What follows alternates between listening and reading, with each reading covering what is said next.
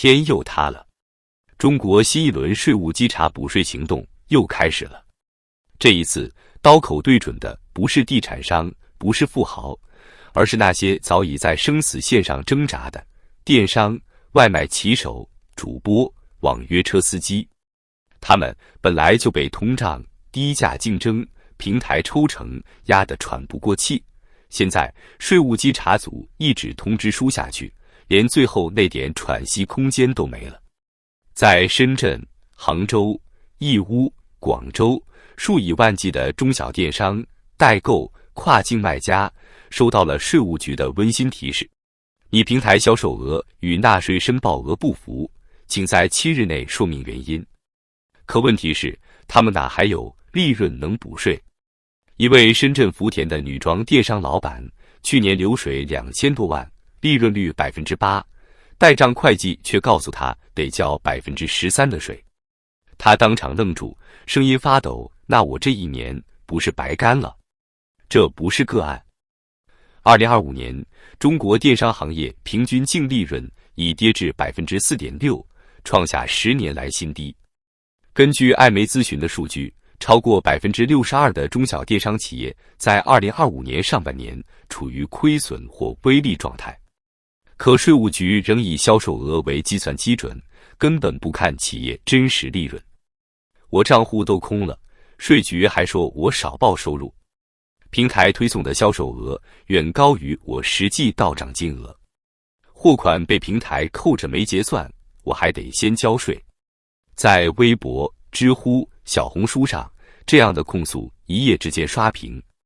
而税务稽查的背后是财政的窟窿越来越大。根据财政部最新数据显示，2025年前3季度，全国一般公共预算收入同比下降4.2%，地方财政收入更是雪崩式下滑，部分地市甚至连公务员工资都发不出。而与此同时，政府债务余额突破41万亿元，专项债新增额度几乎用尽，财政缺口在扩大，税务局的征收欲望也就越来越猛。哪怕你只是在亚马逊上卖个小商品，做点副业，如今也逃不掉这场税务风暴。10月，中国国家税务总局发布了一个让无数跨境卖家夜不能寐的文件，关于互联网平台企业报送涉税信息有关事项的公告。这份公告看似平常，实则堪称税务核弹。文件规定，所有跨境平台企业，无论设在哪个国家，必须向中国税务机关报送中国卖家的经营与收入信息。这意味着，从此刻起，中国卖家在亚马逊、TikTok、Temu、Shine、沃尔玛等平台上赚了多少钱，卖了多少单，利润多少，收款到哪个账户，税务局将一清二楚。亚马逊已经率先响应，自2025年10月起，将按季度向中国税务总局报送中国卖家的涉税数据。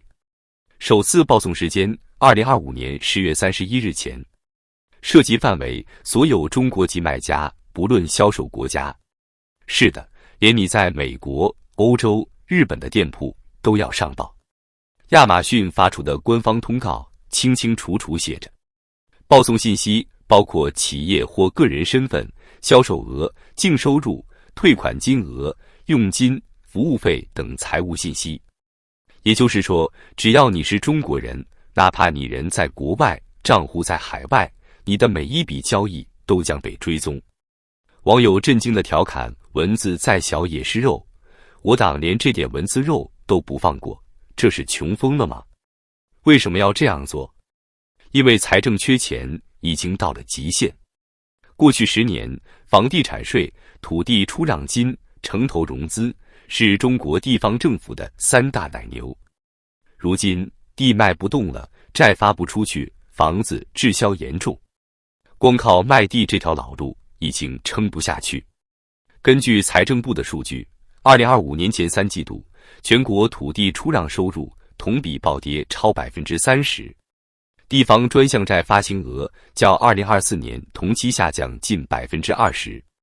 财政缺口之大，让无数地方政府陷入寅吃卯粮的状态。于是他们开始把目光投向最容易动刀的群体：中小商户、个体户、互联网卖家。这些人资产分散，力量微弱，法律意识有限，争起来最省事。一位业内人士直言，这波稽查就是为了挖出哪怕1分钱税收。税务系统内部的绩效考核也早已绑上了稽查成果指标，稽查的越多，查出的金额越大，考核越高。于是各地税务局纷纷动真格，浙江金华数百家电商被追征3年补税，福建泉州直播机构被补税数百万，广东深圳平台卖家被限期核查，违规者直接封号。江苏南京部分外卖骑手收到税务警告短信，税风所过，寸草不生。在2025年的中国，做电商几乎成了一场绞肉机式的游戏，价格战、物流涨价、广告费暴涨，平台抽成层层叠加，压缩掉所有利润空间。据阿里研究院最新数据显示，淘宝与拼多多平台平均抽成已达 17%， 广告投放费用同比上涨 28%， 再加上税务成本，真正能到卖家手里的利润可能不足 3%， 而税务稽查要求补税的比例却高达 13%。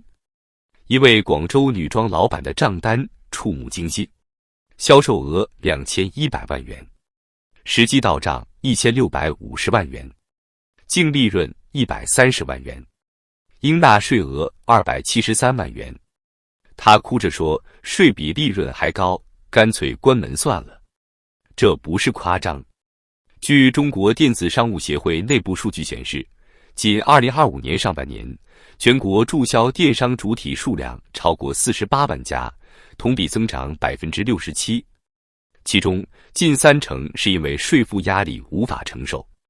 那些曾经凭借网红、直播、跨境业务发家的企业，如今集体陷入寒冬。阿里、京东的活跃商家数量连续3个季度下降，抖音电商 GMV 交易总额增长速度从去年的 80% 断崖跌至 12%， 拼多多商家投诉退款率高，利润无。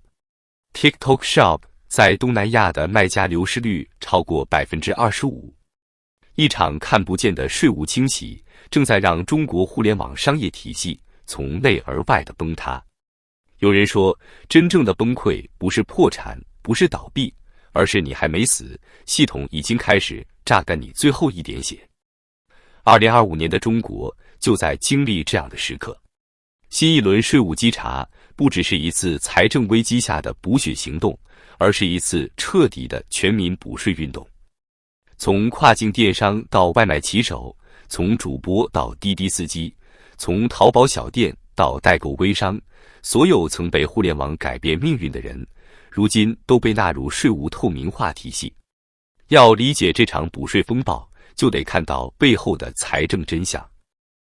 2025年，中国地方政府的财政状况已经糟糕到令人发指。据第一财经10月报道，全国有超过21个省份出现财政赤字扩大，超过 40% 的地级市财政收支为负。最夸张的是东北某市，财政自给率仅 23%， 其余全靠中央转移支付。但中央也没钱了。今年前3季度，中国中央财政赤字超过 4.8 万亿元，而全国债务总额已逼近 GDP 的 110%。这是一个危险的信号，如果不想办法挖钱，系统可能真的要停摆。于是各级政府都开始开源，不是发展经济，而是动老百姓的钱袋子。土地卖不动就查税，房市死气沉沉就涨物业税，财政见底就补征个人所得税。有人调侃财政越紧张，税务越勤快。这句话如今成了现实。在过去，中国人最害怕的是查户口，现在中国人最害怕的是查收入。税务透明化的本质不是公平，而是财政饥渴的表现。它让每一个普通人、每一笔交易、每一份副业都无法逃离系统的监控。过去还能靠副业活着的年轻人，现在不敢动；过去还能靠电商小赚一笔的家庭主妇，现在退店关号；过去靠跨境生意养活工厂的老板，如今也在清仓甩卖。这不是税务的胜利，而是经济的崩塌。2025年，中国新增个体工商户注册数同比下降31%，创下10年新低。全国小微企业注销数量突破320万家，其中约40%与税负过重相关。官方说这是市场出清，可现实是，人们在一场看不见的挤压中被迫退出经济体系。税务透明化从表面看是规范市场，从本质看却是穷尽体制最后的财政资源。电商、外卖、主播、网约车，这些人不是逃税者，而是新时代的纳税人下层。他们支撑了就业、消费、创新，却成了被收割的最后一批韭菜。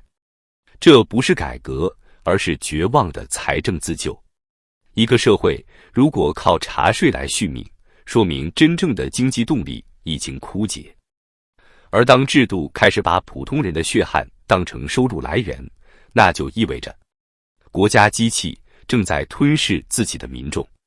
这一轮税务风暴也许能暂时填上财政的窟窿，但填不回人们心中的那句冷笑：连我这点小钱都要查，那你们到底穷成什么样了？这就是2025年的中国。